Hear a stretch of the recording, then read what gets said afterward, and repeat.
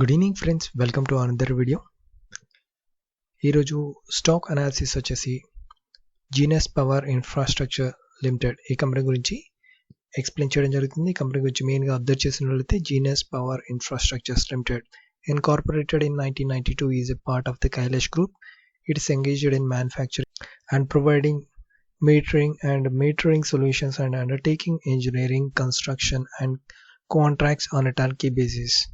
It also undertakes strategic investment activity. Company గురించి మెయిన్గా observe చేసినట్లయితే ఎలక్ట్రానిక్ ఎక్విప్మెంట్స్ ప్రొవైడ్ చేస్తున్న కంపెనీ అండి. కంపెనీ మార్కెట్ క్యాపిటలైజేషన్ వచ్చేసి 2180 crores ఉందండి. స్మాల్ క్యాప్ స్టాక్ అండి. స్టాక్ యొక్క ప్రైస్ వచ్చేసి 84 రూపీస్ దగ్గర ట్రేడ్ అవుతుంది. స్టాక్ పిఈ వచ్చేసి 33 ఉందండి. బుక్ వాల్యూ వచ్చేసి 35 ఉంది. ఆర్ఓసిఈ వచ్చేసి 11.5% ఉంది. ఆర్ఓఈ వచ్చేసి 7.98 ఉంది. డెట్ చాలా తక్కువ ఉందండి. ఇక్కడ మీరు అబ్జర్వ్ చేయండి, డెట్ చాలా తక్కువ ఉంది. అదేవిధంగా ప్లేస్డ్ పర్సంటేజ్ ఏమీ లేదు.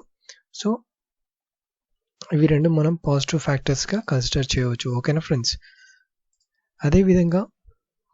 అదేవిధంగా రిటర్న్స్ కనుక గమనించినట్లయితే లాస్ట్ 3 months రిటర్న్స్ వచ్చేసి 30%, లాస్ట్ 6 months రిటర్న్స్ వచ్చేసి 31%, లాస్ట్ 1 year వచ్చేసి మంచి రిటర్న్స్ అండి. 129% రిటర్న్స్ జనరేట్ చేసిన కంపెనీ, అంటే మంచి రిటర్న్స్ జనరేట్ చేస్తున్న కంపెనీ అనమాట. ఓకేనా ఫ్రెండ్స్. ఈ స్టాక్ నేను పర్టికులర్గా పిక్ చేసి ఎక్స్ప్లెయిన్ చేయడానికి గల కారణము, మీరు ఎట్టి పరిస్థితుల్లో వీడియో మొత్తాన్ని స్కిప్ చేయకుండా చూసినట్లయితే మీకు క్లియర్గా అర్థమవుతుంది. ఓకేనా ఫ్రెండ్స్. అదేవిధంగా క్వార్టర్లీ రిజల్ట్స్ కనుక అబ్జర్వ్ చేసినట్లయితే ఇందులో వచ్చేసి క్వార్టర్లీ రిజల్ట్స్ మీరు అబ్జర్వ్ చేయండి. క్వార్టర్లీ రిజల్ట్స్లో మీరు సేల్స్ అబ్జర్వ్ చేయండి. సేల్స్ కన్సిస్టెన్సీగా పెరుగుతున్నాయి తగ్గుతున్నాయి అనేది అబ్జర్వ్ చేస్తూ ఉంటుంది. On average sales consistency maintain చేయడం జరుగుతుంది. అదేవిధంగా ఆపరేటింగ్ ప్రాఫిట్ కన్సిస్టెన్సీగా పెరుగుతుందా తగ్గుతుందా అనేది అబ్జర్వ్ చేస్తూ ఉంటుంది. ఇక్కడ వచ్చేసి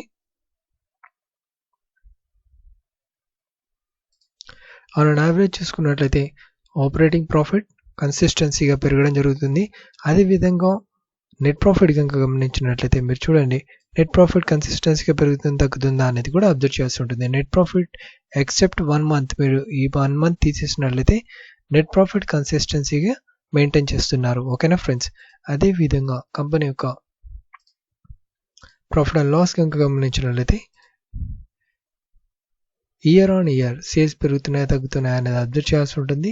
ఇయర్ ఆన్ ఇయర్ సేల్స్ చూడండి, పెరుగుతున్నాయా తగ్గుతున్నాయా. ఈ లాస్ట్ 2 years కనుక గమనించినట్లయితే సేల్స్ కాస్త తగ్గడం జరిగింది.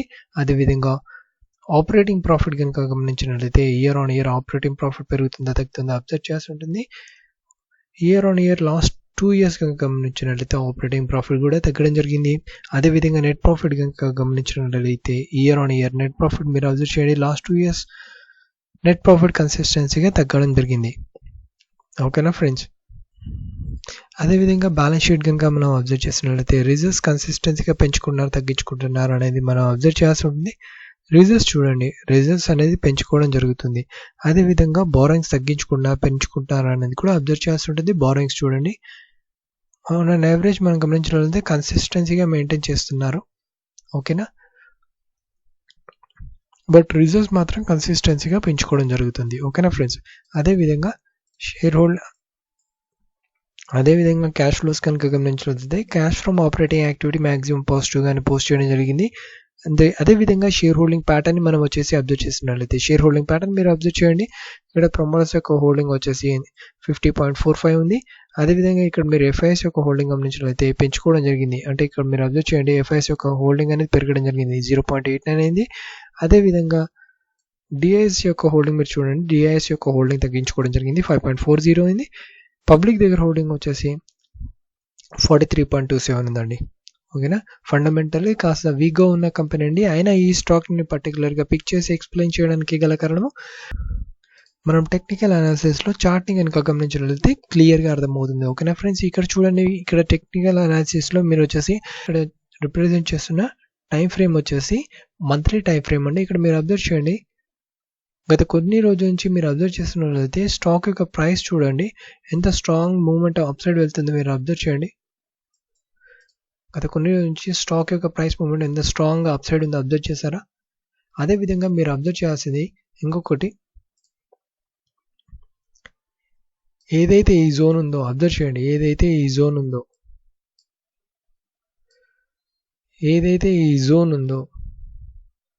ఈ జోన్ని మీరు అబ్జర్వ్ చేయండి, అంటే మల్టీ ఇయర్ బ్రేక్అవుట్ చేయడానికి ట్రై చేస్తుంది అనమాట. అంటే మల్టీ ఇయర్ హైయర్ ప్రైస్ని బ్రేక్అవుట్ చేయడానికి ట్రై చేస్తుంది అనమాట. ఓకేనా ఫ్రెండ్స్? అంటే ఇక్కడ మీరు అబ్జర్వ్ చేయండి, మల్టీ ఇయర్ హైయర్ ప్రైస్ని బ్రేక్అవుట్ చేయడానికి ట్రై చేస్తుంది. ఇది అబ్జర్వ్ చేయండి. ఓకేనా? అందుకే ఈ స్టాక్ నేను పర్టికులర్గా పిక్ చేసి ఎక్స్ప్లెయిన్ చేయడం జరిగింది ఫ్రెండ్స్. ఓకేనా? ఇక్కడ చూడండి, మల్టీ ఇయర్ అంటే ఇక్కడ వచ్చేసి ఆల్మోస్ట్ 2017లో ఏదైతే హైయర్ ప్రైస్ ఫామ్ చేసిందో అదే విధంగా ప్రీవియస్లీ ఏదైతే 2008లో ఏదైతే స్టార్టింగ్ ప్రైస్ ఉందో ఆ హైయర్ ప్రైస్ని అదే విధంగా 2017లో ఏదైతే హైయర్ ప్రైస్ ఫామ్ చేస్తుందో ఆ హైయర్ ప్రైస్ని బ్రేక్అవుట్ చేయడం జరిగింది. అది విత్ స్ట్రాంగ్ బులిష్ క్యాండిల్తో బ్రేక్అవుట్ చేయడం జరిగింది. అందుకే ఈ స్టాక్ని పర్టికులర్గా పిక్ చేసి ఎక్స్ప్లెయిన్ చేయడం జరిగింది ఫ్రెండ్స్. వీలైతే ఈ స్టాక్ని తప్పకుండా మీ యొక్క వాచ్ లిస్ట్లో యాడ్ చేసుకోండి. అదేవిధంగా మీరు ఏ స్టాక్లో ఇన్వెస్ట్మెంట్ చేయాలనుకున్నా తప్పకుండా మీ యొక్క ఫైనాన్షియల్ అడ్వైజర్ సలహా మేరకు ఇన్వెస్ట్మెంట్ చేయండి ఫ్రెండ్స్. Thank you friends.